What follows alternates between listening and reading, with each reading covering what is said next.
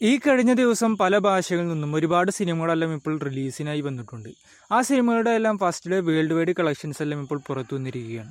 ആദ്യ ചിത്രം John Abraham നായകനായി വന്ന ബോളിവുഡ് ചിത്രമായ വേദ എന്ന സിനിമയാണ്. സിനിമയുടെ വേൾഡ് വൈഡ് FD കളക്ഷൻ എന്ന് പറയുന്നത് 9,50,00,000 കൂടിയാണ്.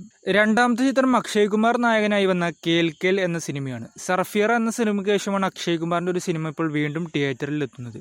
സിനിമ ഇപ്പോഴത്തെ വേൾഡ് വൈഡ് FD കളക്ഷൻ നേടിയിരിക്കുന്നത് 6,50,00,000-ഓളമാണ്. അടുത്തത് ചിയാൻ വിക്രം നായകനായി വന്ന തമിഴ് സിനിമയായ തങ്കലാനാണ്. ഈ സിനിമ world wide first day collection നേടിയിരിക്കുന്നത് 26,45,00,000-ഓളമാണ്. അടുത്ത ചിത്രം റാം പോത്തേനി നായകനായി വന്ന തെലുങ്ക് ചിത്രമായ ഡബിൾ സ്മാർട്ട് എന്ന ചിത്രമാണ്. സിനിമയുടെ world wide first day collection എന്ന് പറയുന്നത് 12,44,00,000 കൂടിയാണ്. റാം പോതിനേനിയെ കൂടാതെ തന്നെ സിനിമയിൽ വില്ലൻ വേഷത്തിലെത്തിയിരുന്നത് ബോളിവുഡിൽ നിന്നും സഞ്ജയ് ദത്തും കൂടിയായിരുന്നു. അടുത്ത സിനിമ ജിത്തു ജോസഫിന്റെ സംവിധാനത്തിൽ ബേസിൽ ജോസഫ് നായകനായി വന്ന നുണക്കുഴി എന്ന സിനിമയാണ്. ഈ ചിത്രം കേരളത്തിൽ നിന്ന് ഫസ്റ്റ് ഡേ കളക്ഷൻ നേടിയിരിക്കുന്നത് 1,75,00,000 അറിയാൻ കഴിയുന്നത്. സിനിമയുടെ വേൾഡ് വൈഡ് കളക്ഷൻസ് ഒന്നും ഇപ്പോൾ ഇതുവരെ പുറത്തു വന്നിട്ടില്ല. അടുത്ത ചിത്രം ബോളിവുഡിൽ നിന്നും വമ്പൻ ഹൈപ്പോടെ വന്ന സ്ത്രീ 2 എന്ന സിനിമയാണ്.